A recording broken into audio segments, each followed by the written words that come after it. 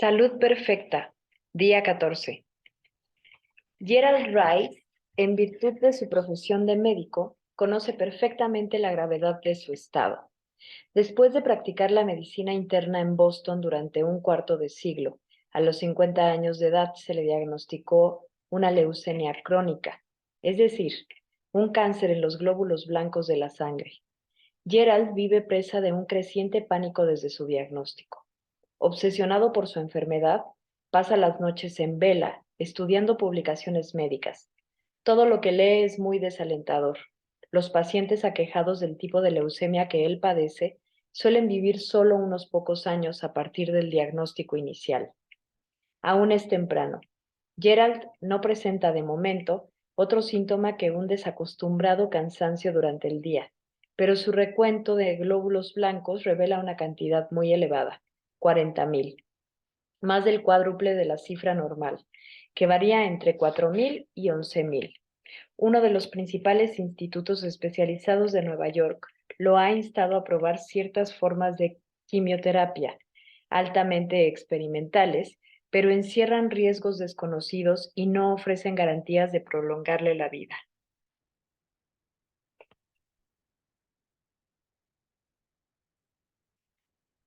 Ha decidido esperar pese a que estar sin tratamiento lo aterra.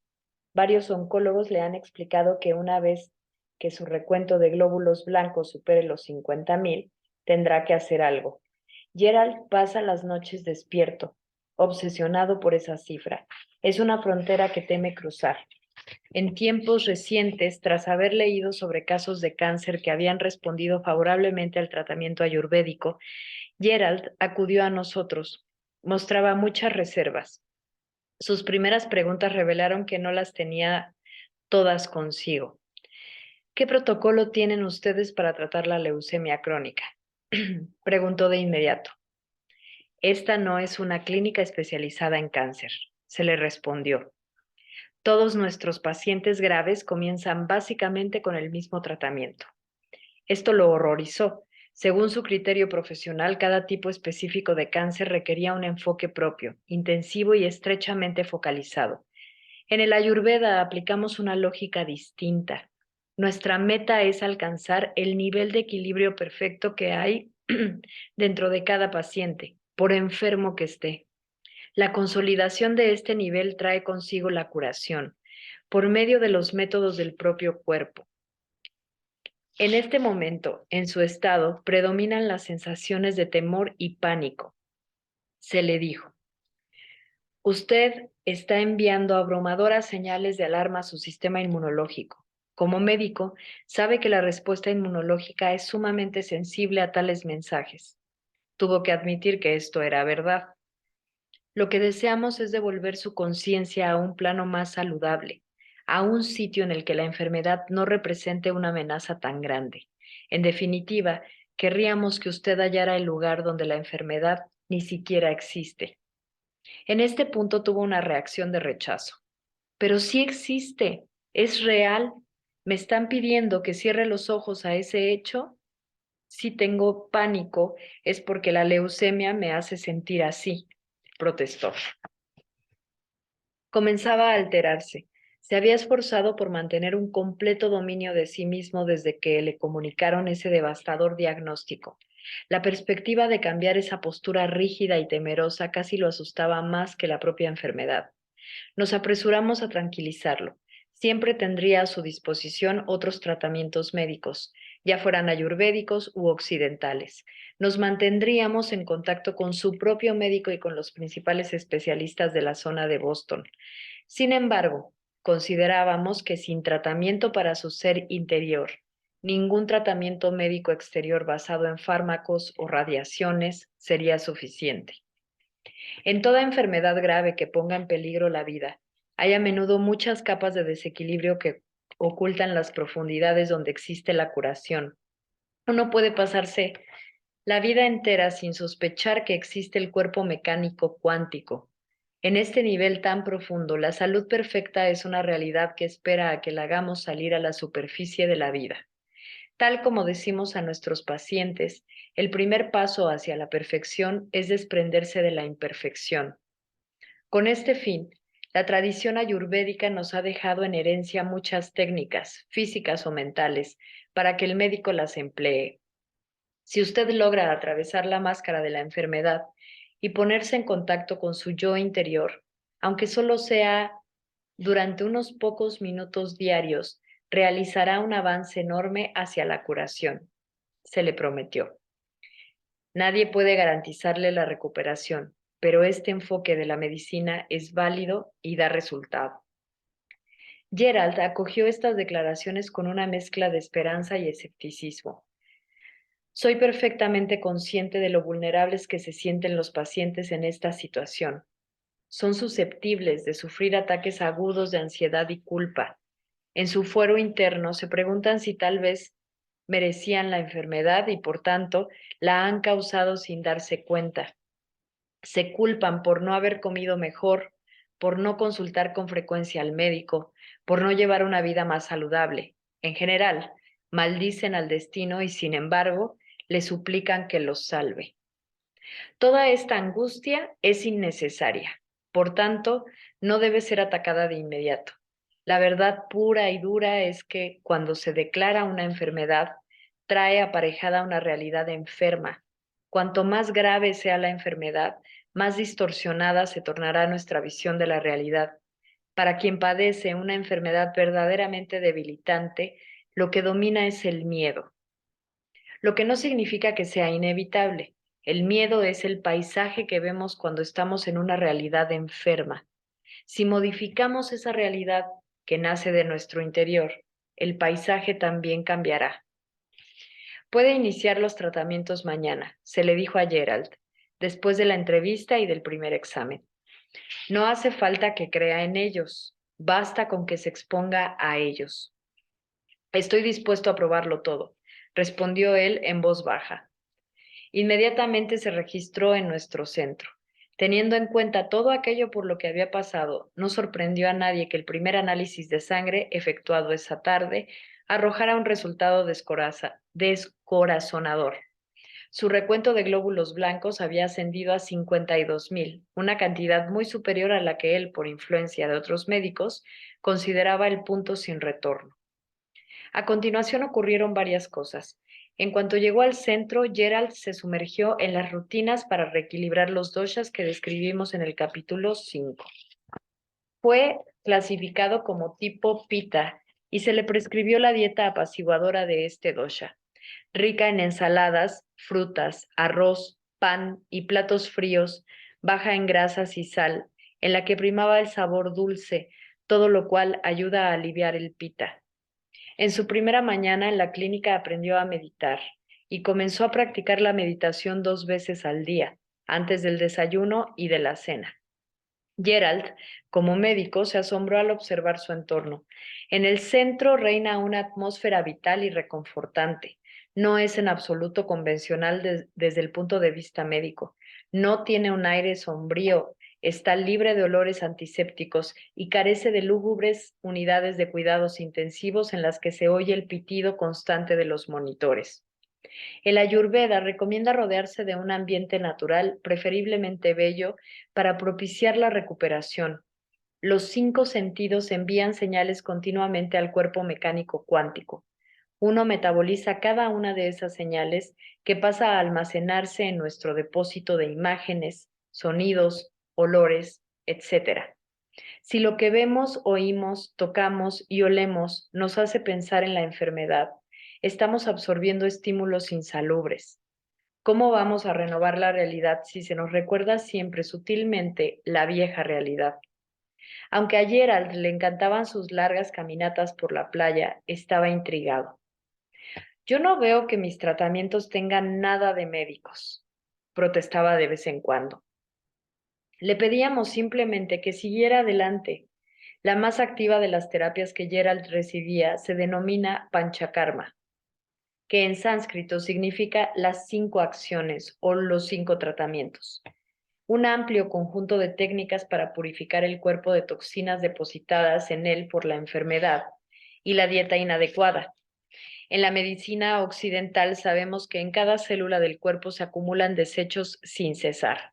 Se supone que estos residuos producidos por la oxidación de los radicales libres ocasionan que el ADN cometa errores, causa de la mayor parte de los cánceres, casi con seguridad.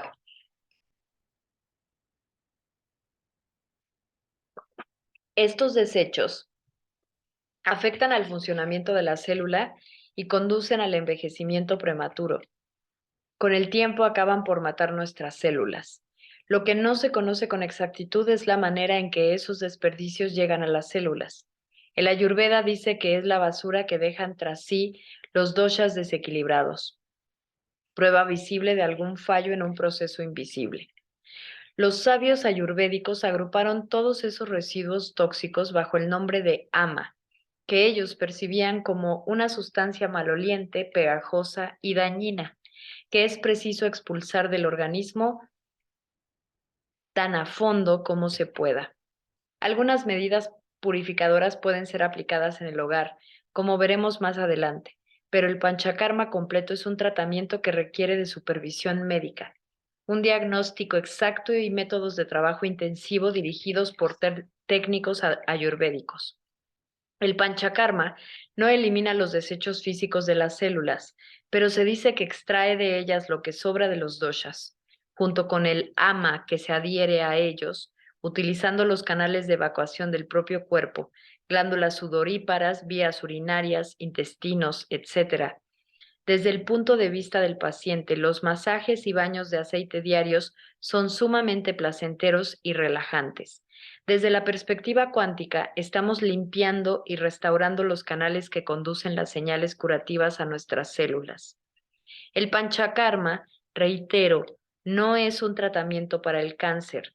Se aplica a todos los pacientes a fin de restaurar el equilibrio. Al cabo de 1 o 2 días, Gerald sintió que la fatiga acumulada salía a raudales de su organismo, como si se purificase de años enteros de agotamiento. Aunque habitualmente era una persona muy trabajadora y motivada, descubrió que necesitaba desesperadamente largas horas de descanso y sueño. Cuando nos lo mencionó, le dijimos que desprenderse de la fatiga implicaba liberarse también del estrés. La fatiga es la sombra de antiguas tensiones que se acumulan en el sistema nervioso. Gerald, como médico, no desconocía lo que era el estrés, pero por su formación médica le costaba admitir que éste pudiera provocar leucemia.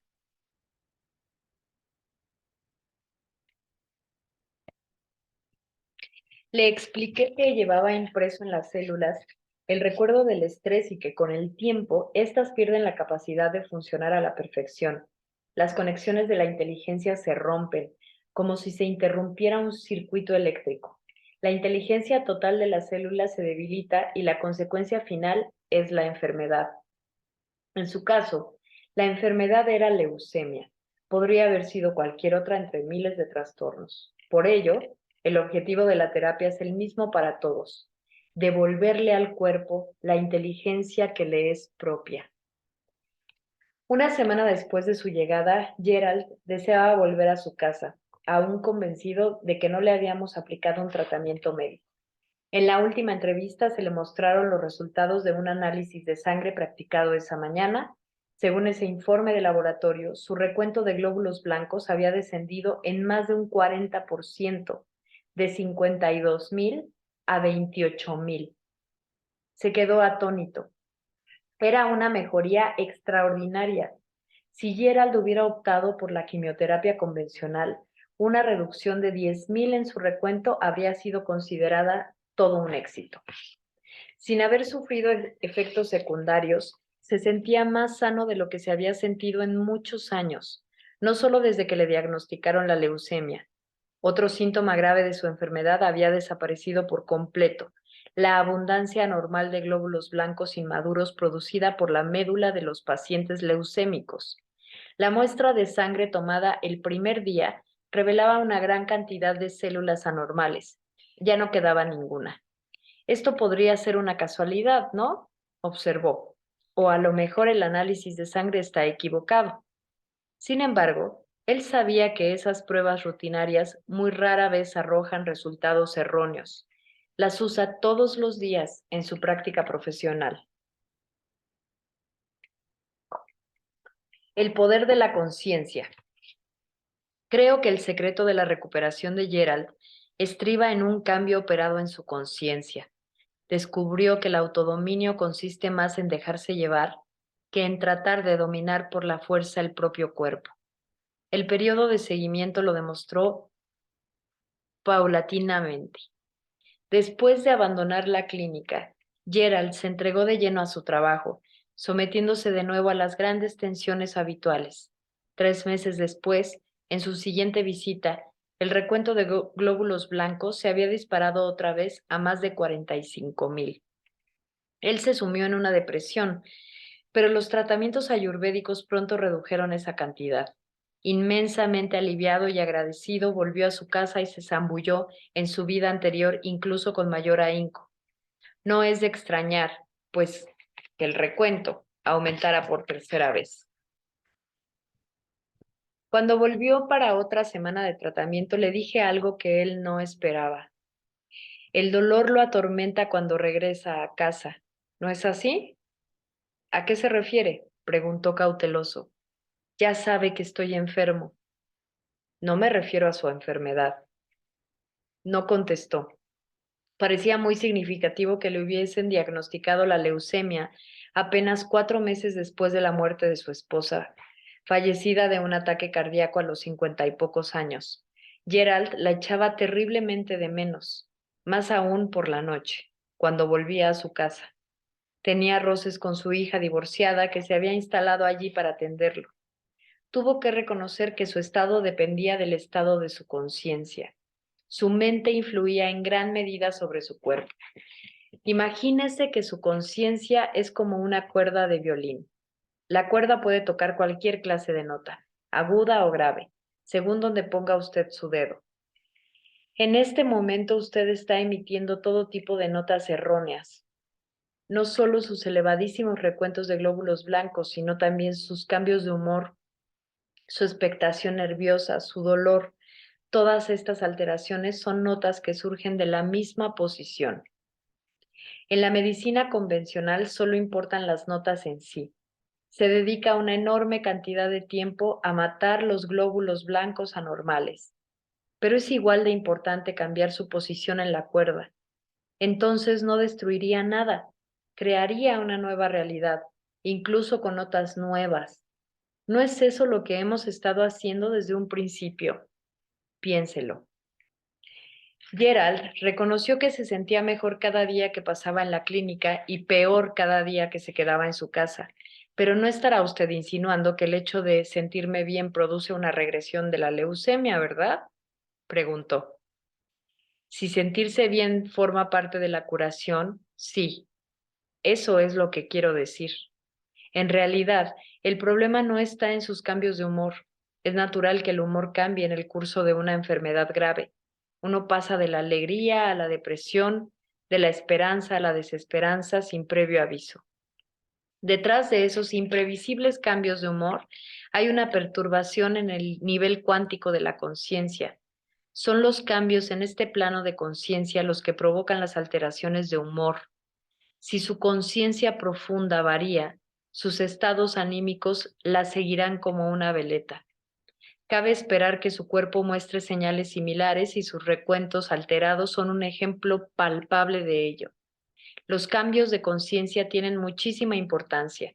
Como médico, usted no puede ver solo un aspecto de las cosas y decir que las emociones negativas trastornan el sistema inmunológico. También ha de ser cierto que los estados de conciencia positivos le ayudan a recuperarse. A Gerald esto le pareció razonable. A sus creencias médicas convencionales, que lo llevaban a ser escéptico con respecto a cualquier tipo de dominio de la mente sobre la materia en el proceso de curación, debía contraponer su vívida e innegable experiencia. Mantuvimos esta conversación hace varios meses. Él continúa beneficiándose de los métodos esbozados aquí, pero le está costando tiempo y esfuerzo romper por completo con sus viejos esquemas. Creemos, empero, que ya ha dejado atrás lo peor. Ahora da muchas menos muestras de lucha interna Está cediendo en una de sus creencias más arraigadas, que debía batallar por su vida con todos los átomos de su ser. Ahora comienza a aceptar la posibilidad de que un principio ayurvédico muy profundo sea cierto. Si logramos desprendernos de la imperfección, la perfección surgirá por sí sola. Hasta aquí nuestra lectura de hoy. Nos vemos mañana.